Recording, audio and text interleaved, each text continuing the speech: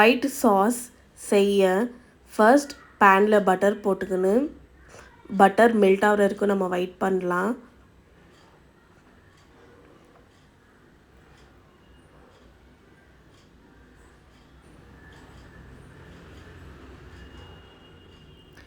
Butter melt ஆயிடுச்சு.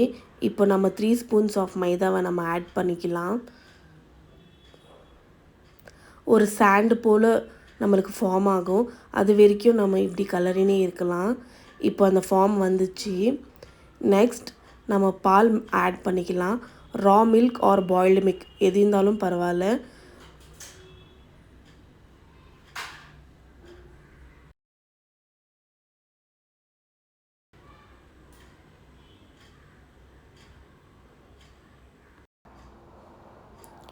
பால் ஊற்றிட்டு பிறகு நம்ம இதே மாதிரி நம்ம கலரினே இருக்கணும். பிகாஸ் மைதாவும் பாலும் சேரும் போது நம்மளுக்கு லம்ஸ் மாதிரி ஃபார்ம் ஆகும். ஸோ அந்த ஃபார்ம் ஆகாமல் இருக்கிறதுக்கு பிகாஸ் பாஸ்தா சாஸ் வந்து க்ரீமி ஸ்ட்ரக்சரில் இருக்கணும். அதுக்காக நம்ம கைவிடாமல் நம்ம கலரினே இருக்கணும். அப்படி கலரினே இருந்தால் நம்மளுக்கு ஒரு க்ரீமியான பாஸ்தா சாஸ் நம்மளுக்கு கிடைக்கும். ஸோ நம்ம எவ்வளோ நம்ம கைவிடாமல் நம்ம கலருமோ அவ்வளோவும் சாஸ் வந்து திக்காக ஃபார்ம் ஆகும். இப்போ பாருங்கள் சாஸ் எவ்வளோ திக்காக ஃபார்ம் ஆயிடுச்சு. இப்போ சாஸ் ரெடி. இப்போ நெக்ஸ்ட் ஸ்டெப் என்னன்னு நம்ம பார்க்கலாம். இப்போது பேனில் ஆயில் விட்டுக்கலாம். இட்ஸ் ஆலிவ் ஆயில் இருந்தால் பெஸ்ட். இல்லைனா எனி ஃப்ராக்ரன்ஸ்லெஸ் ஆயில் நீங்கள் ஆட் பண்ணிக்கலாம். இப்போது ஆனியன் போட்டுக்கலாம்.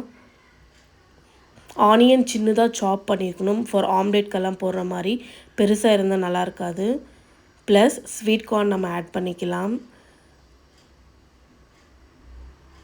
ஆனியன் ரொம்ப ப்ரௌனிஷாக ஆகக்கூடாது. ஜஸ்ட் அந்த டிரான்ஸ்பரன்சி அந்த ஒயிட்டிஷில் இருந்தால் போதும்.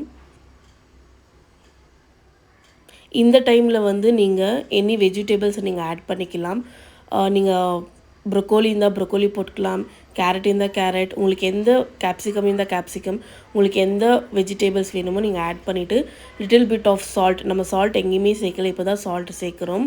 ஸோ சால்ட் நம்ம ஆட் பண்ணிவிட்டு கொஞ்சம் அது பாயில் ஆக விடலாம்.